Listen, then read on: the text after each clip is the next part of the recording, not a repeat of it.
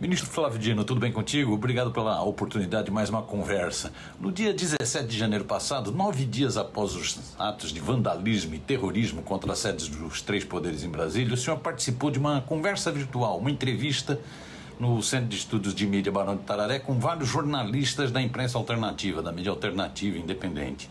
Na ocasião, o senhor falou sobre a tentativa de golpe da extrema-direita, que houve, faticamente, mas que foi derrotado, e anunciou a ideia de um pacote da democracia, com algumas medidas para evitar novos ataques às instituições democráticas do país. Passados 5 meses daquele fatídico episódio, o que foi feito de concreto para defender a democracia brasileira? Quais medidas foram adotadas? Estamos mais protegidos contra os neofascistas, os fascistas brasileiros?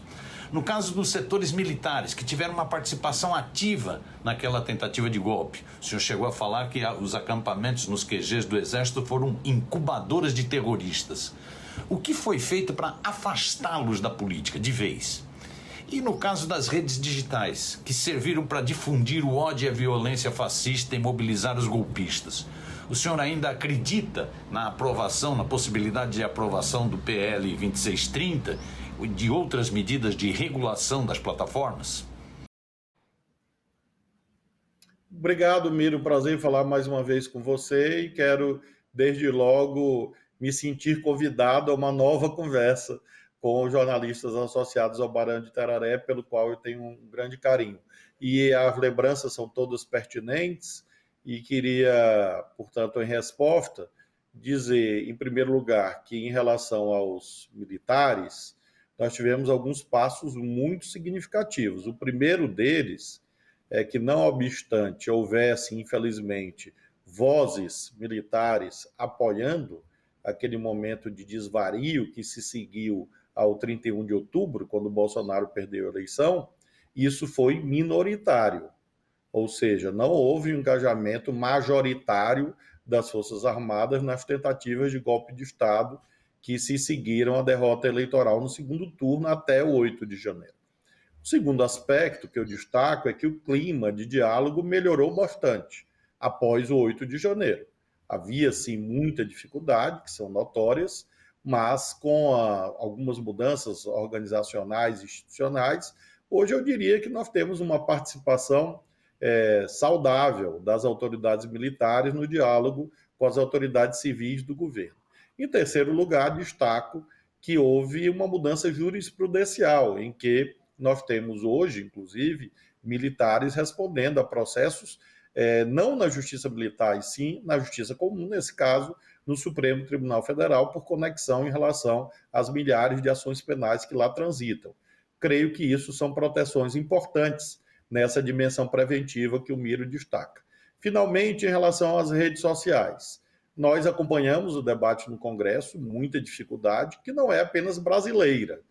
Nós temos um debate na União Europeia, na maioria dos países do mundo, acerca de legislações que visem não impor nenhuma censura de natureza política ou ideológica, mas sim defender a liberdade de expressão. Porque aqueles que querem destruir a liberdade de expressão são aqueles que querem manipular afetos, impor discursos únicos e, por intermédio do monopólio do poder econômico, fazer com que haja, na verdade, um controle do debate público na sociedade. Um controle este com viés, com uma perspectiva, infelizmente, visceralmente antidemocrática, como nós vimos, inclusive, com esta abertura para a prática de atos de convocação dos golpes de Estado e também, recentemente, né, na tentativa de chantagear o Congresso Nacional quando do debate do PL 2630. Acho que é um tema que está amadurecendo, do ponto de vista do governo, continuamos a militar em torno dessa causa democrática de termos uma legislação reguladora que defenda de verdade a liberdade de expressão de todos. O Congresso ainda debate sobre a relatoria do deputado Orlando e vamos continuar nessa atuação nos três poderes, porque também o Supremo Tribunal Federal julgará em breve ações sobre a temática. Então eu tenho certeza que nos próximos anos, a exemplo do que aconteceu na União Europeia, nós teremos uma mudança do marco regulatório vigente, uma mudança positiva no sentido de proteger a sociedade, proteger as nossas crianças, os adolescentes, as famílias, dessa tentativa de emular valores antidemocráticos e implantar isto na cabeça do povo brasileiro. Nós precisamos proteger a democracia e as redes sociais são um tema fundamental para essa proteção.